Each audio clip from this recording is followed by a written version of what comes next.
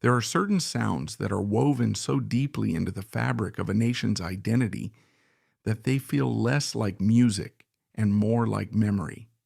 The lonesome whistle of a train cutting through the stillness of the night, the plaintive cry of a steel guitar, and a sound so unique, so utterly strange and captivating that it stopped a generation in its tracks. The sound of a yodel, not from the Swiss Alps, but from the heart of the American South. It was the sound of a man who, in the space of just 6 short years, would become music's first true country superstar, a man who lived his life like a runaway train, racing against a ticking clock that only he could hear. He was known as the Singing Brakeman and America's Blue Yodeler, but history would give him a far grander title, the father of country music. His name was Jimmie Rodgers, and his story is one of the most remarkable and heartbreaking in all of American music. It's a story about how a railroad worker with a fatal illness, a cheap guitar, and a voice full of raw, unfiltered soul created the blueprint for a genre and became an icon of the Great Depression. But behind the folksy smile and the cheerful yodel was a man in a desperate fight for his life, a man who sang about rambling and heartbreak because he knew both of them intimately.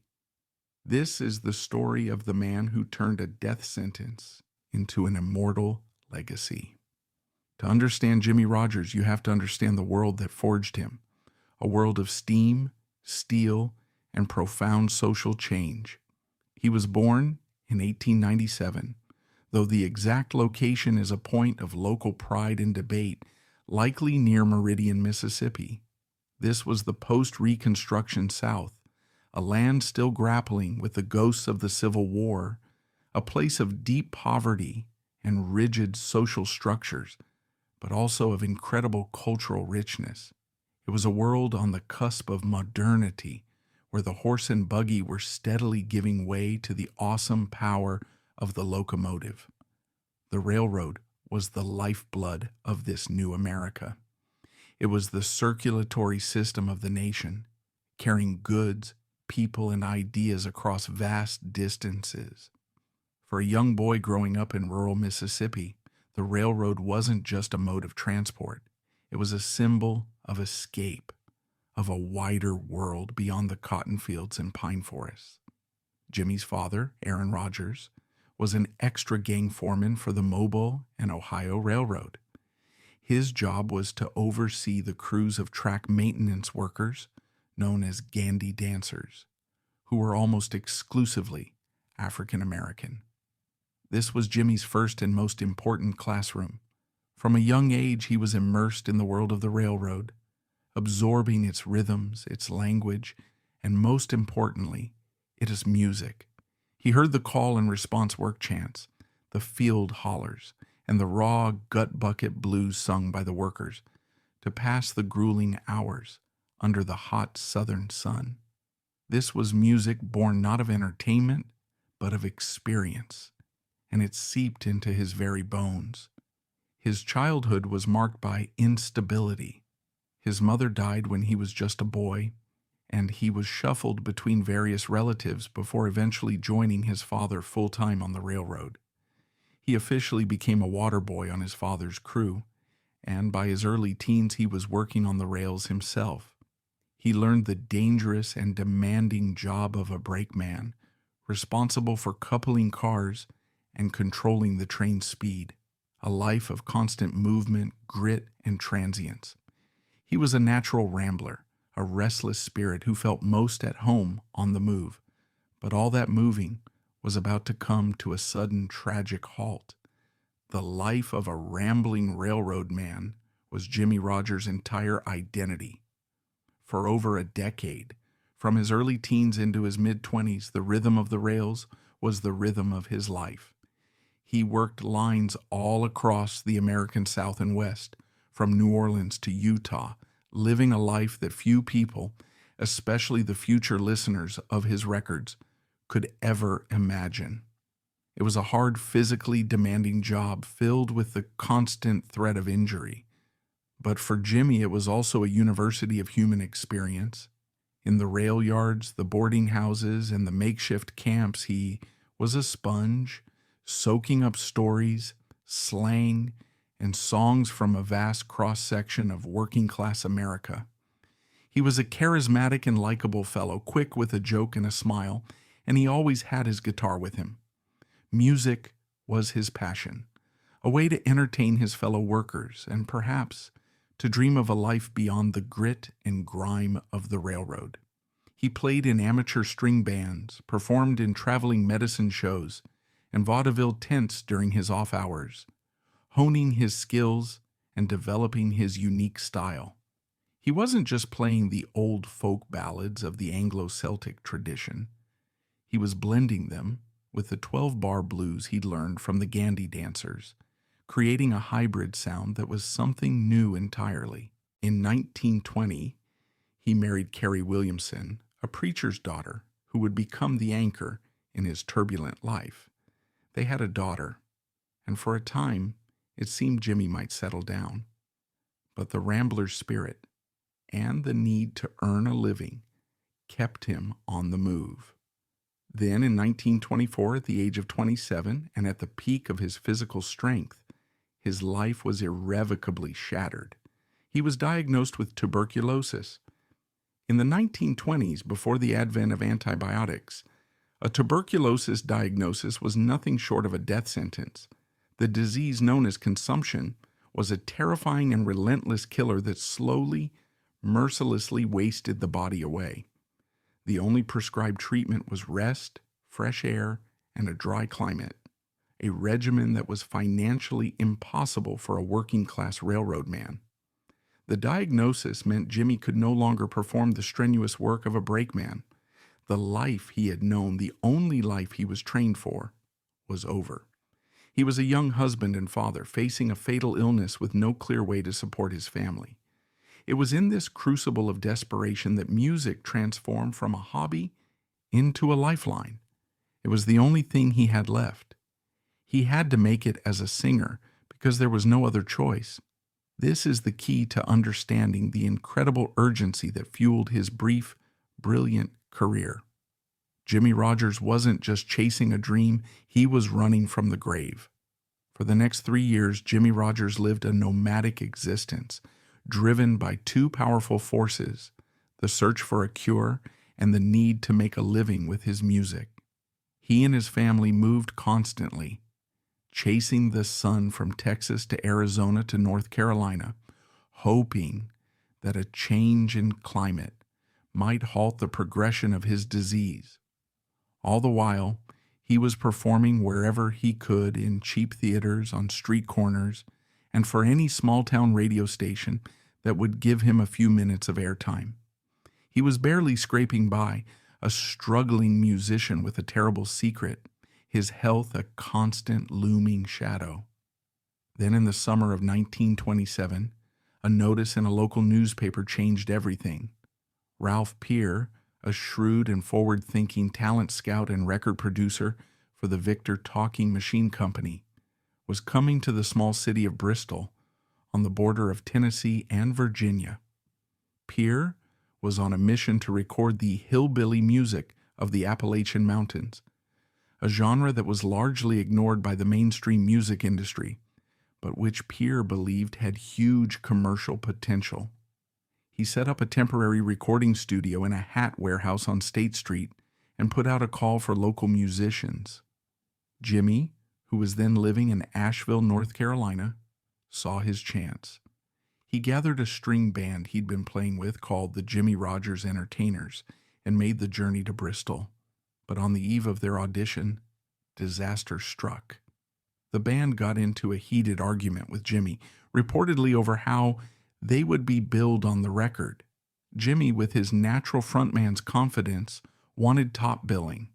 The band disagreed, and in a fit of frustration, they quit, taking their instruments with them.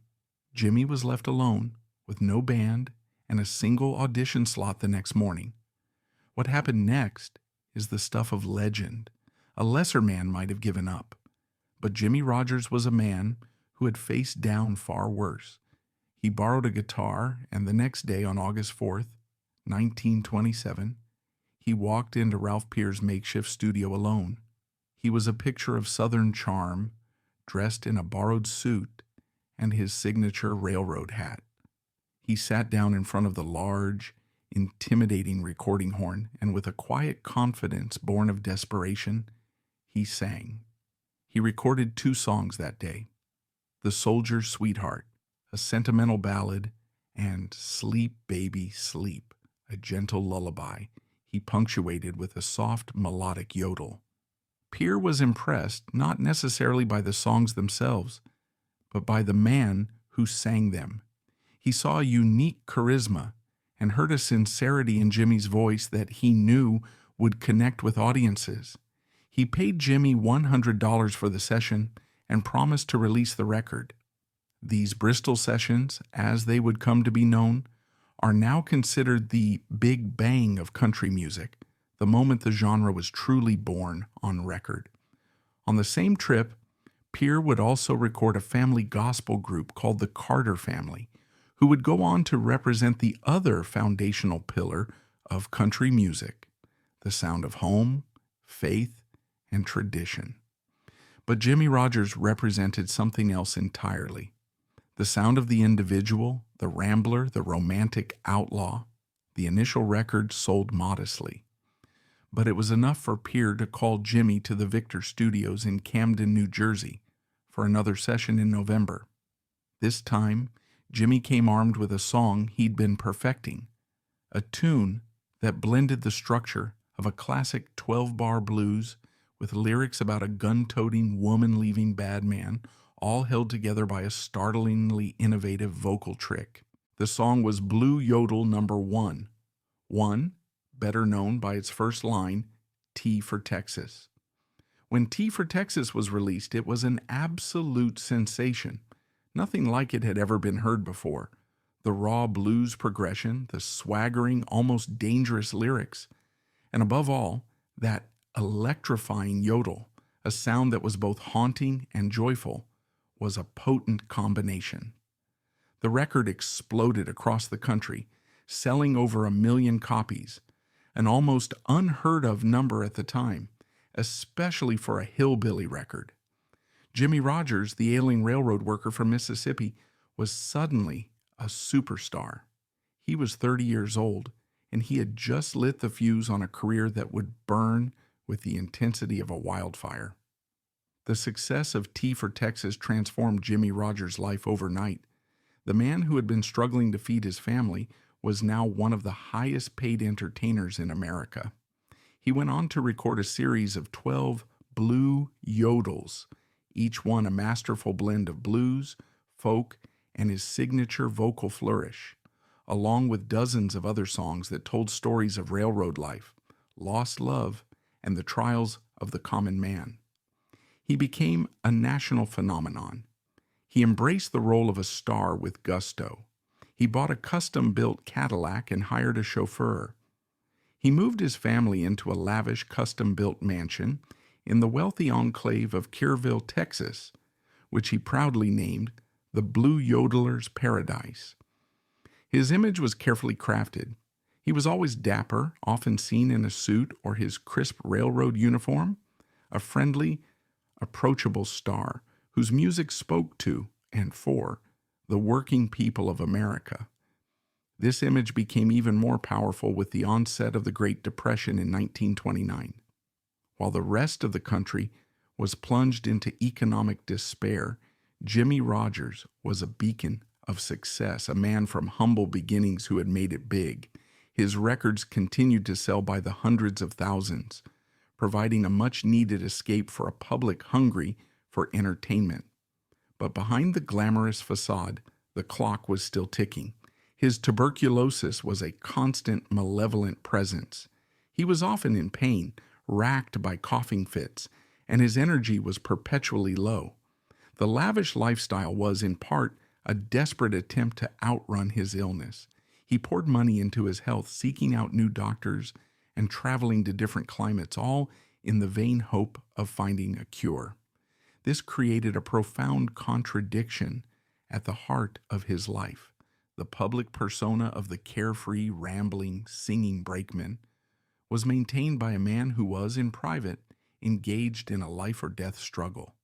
His wife, Carrie, was his rock, managing his career, his finances, and his fragile health with unwavering devotion. One of the most remarkable and often overlooked aspects of Jimmie's career was his incredible musical curiosity and his willingness to defy the racial and genre boundaries of his time.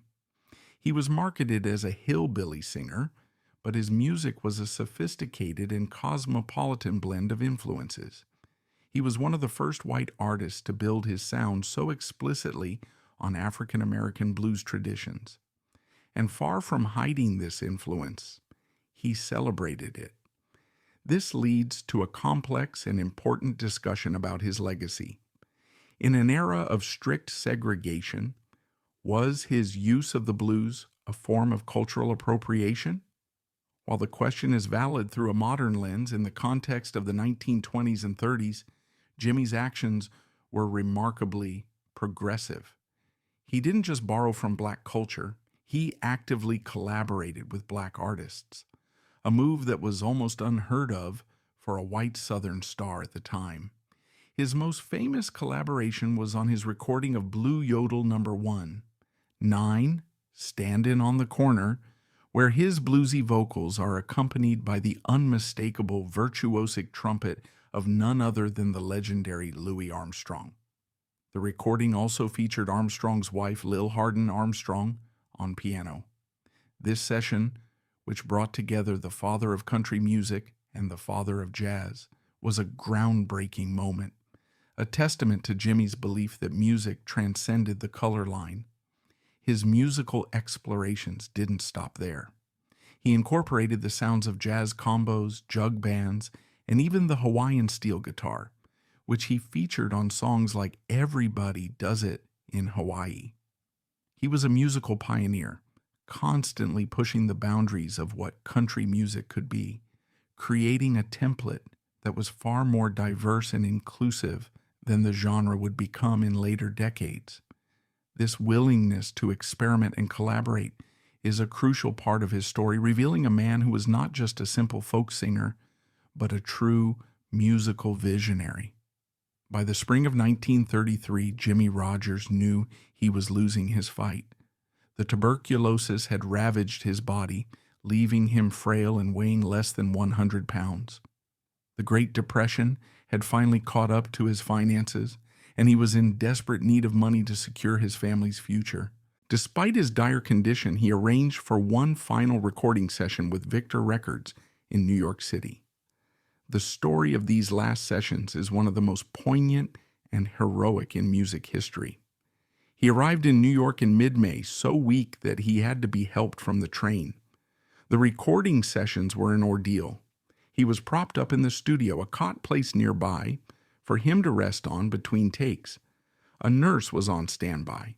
He was literally singing for his life, summoning every last ounce of his remaining strength to pour into the microphone. The songs he recorded in that final week are haunting. They are the sound of a man staring his own mortality directly in the face. He sang TB Blues, a stark and unflinching account of his battle with the disease. He revisited his railroad roots with songs like Hobo's Last Ride. Over the course of a week, he managed to record 12 songs, a final incredible burst of creativity.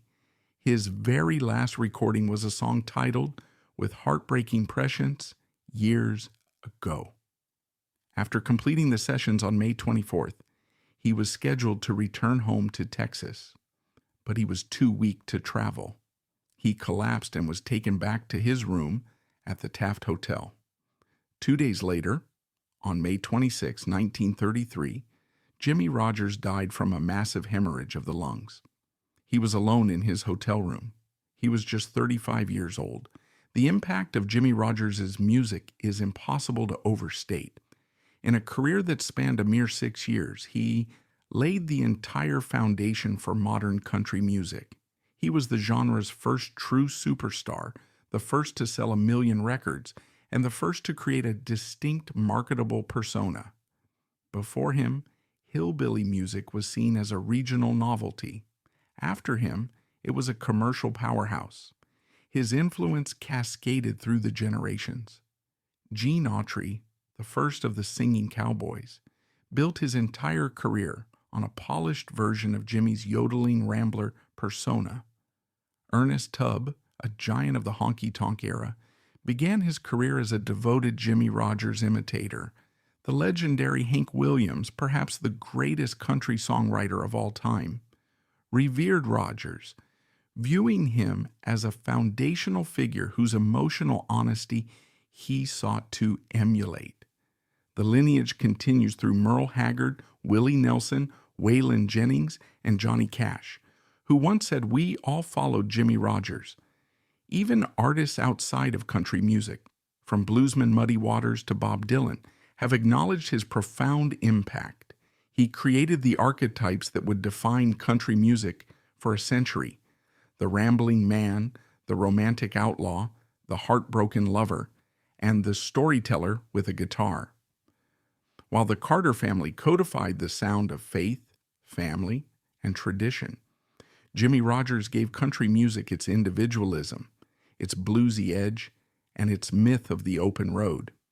He proved that country music could be both deeply traditional and startlingly innovative. His title as the father of country music is not just an honorific, it's a statement of fact. He provided the DNA from which almost everything that followed would grow. His life story itself has become a powerful American myth, a story of talent, grit, and the defiant pursuit of creation in the face of death. He was a man who was given an ending and chose to write his own beginning, transforming personal tragedy into universal art. In the end, the story of Jimmie Rodgers comes back to the sound that started it all, that lonesome, beautiful blue yodel. It was a sound that contained all the contradictions of his life and his country. It was the sound of joy and sorrow, of freedom and confinement, of the wide open spaces and the lonely hotel room. It was the sound of a man who knew his time was short, and so he sang with an urgency and a passion that has never been matched.